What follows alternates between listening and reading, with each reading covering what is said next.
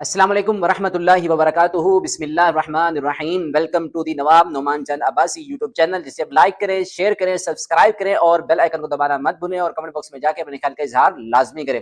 تو میرے دوستو، آج میں آپ کے سامنے نخبۃ الاحادیث کی 5ویں حدیث کے ساتھ پیش ہوا ہوں، جس کا موضوع ہے، ٹاپک ہے ارکان اسلام۔ اب ارکان اسلام کتنے ہیں اور کس انداز میں ہیں، کون کون سے ہیں، یہ آج ہم پڑھنے کی کوشش کریں گے۔ نبی کریم صلی اللہ علیہ وسلم کے صحابی ہیں سیدنا عبداللہ بن عمر، جو عمر بن خطاب جو دوسرے خلیفہ ہیں ان کے بیٹے ہیں۔ تو وہ بیان کرتے ہیں، نبی کریم صلی اللہ علیہ وسلم نے ارشاد فرمایا کہ بنی الاسلام علی خمس، کہ اسلام کے جو بیسک بنیاد ہے، اسلام کی جو بنیادیں ہیں یا جو اسلام کے پلرز ہیں یا جن کے اوپر اسلام ٹکا ہوا ہے، وہ 5 ہیں۔ بنی الاسلام علی خمس، وہ 5 ہے، 5 چیزوں پر اسلام ٹکا ہوا ہے۔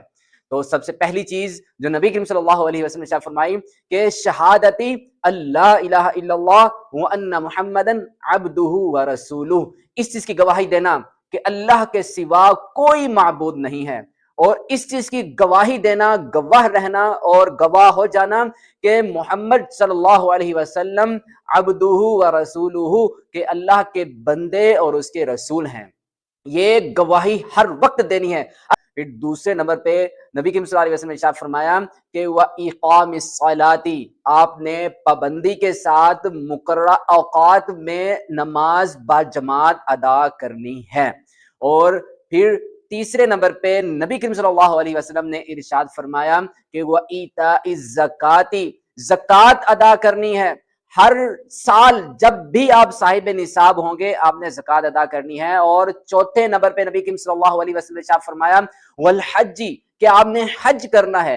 حج اسلام کے بنیادی ارکان میں چوتھے نمبر پہ آتا ہے۔ اور پھر نبی کریم صلی اللہ علیہ وسلم نے 5ویں نمبر پہ 5ویں اسلام کی بنیاد یہ بیان فرمائی کہ وَصَوْمِ رَمَضَانَ، کہ رمضان کے آپ لوگوں نے روزے رکھنے ہیں۔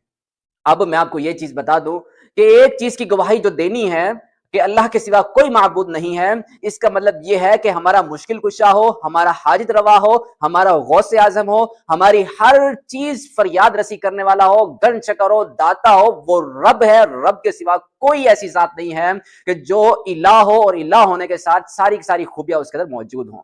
اور رزق دینے والی ذات بھی رب العالمین ہے، برائی سے بچانے والی ذات بھی رب العالمین ہے، نیکیوں کی توفیق دینے والی ذات بھی رب العالمین ہے۔ پھر نبی کریم صلی اللہ علیہ وسلم کے بارے میں اس چیز کی گواہی دینا کہ اللہ کے رسول صلی اللہ علیہ وسلم اللہ کے بندے ہیں اور اللہ کے رسول ہے۔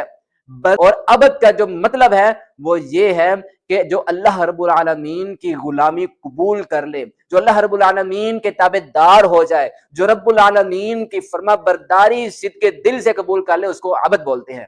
اور نبی کریم صلی اللہ علیہ وسلم کے بارے میں یہی ارشاد فرمایا کہ نبی کریم صلی اللہ علیہ وسلم اللہ کے بندے ہیں، انہوں نے رب کی غلامی، رب کی فرما برداری، رب کے تابع داری قبول کر لی تھی۔ پھر فرمایا وَرَسُولُهُ، اور اس کے رسول بھی ہیں، کہ رب کا جو قاصد ہیں، رب کے پیغمبر ہیں، وہ بھی ہیں۔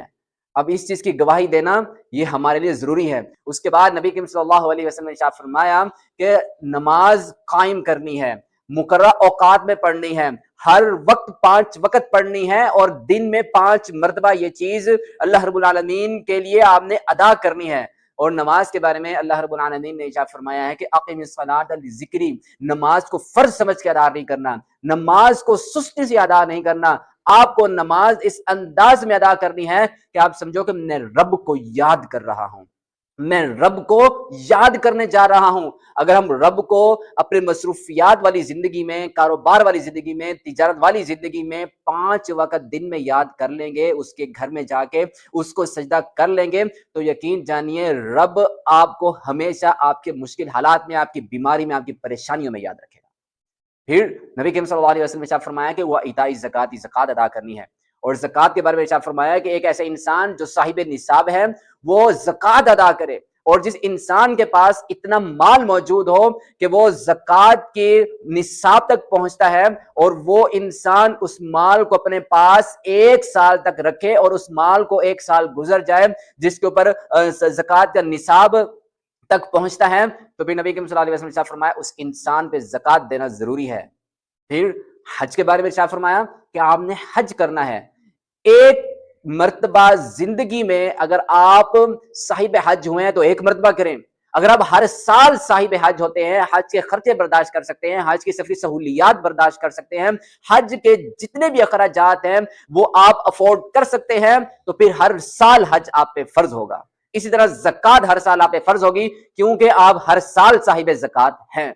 इस तरह फिर साल में एक मरतबा रमजान आता है, और रमजान के बारे में नबी करीम सल्लल्लाहु अलैहि वसल्लम ने फरमाया कि रब्बुल आलमीन कहते हैं, फरमाते हैं कि रोजों का जो अजर सवाब है, रोजों का जो बदला है, मैं बंदों को खुद बुला कर दूंगा कि ए मेरे बंदे, तूने मेरे लिए रोजा रखा था, मेरे लिए तू भूखा प्यासा रहा था, मेरे लिए तूने हर चीज कबूल की थी, हलाल चीज से रुक गया था, आज बता तेरी डिमांड क्या है।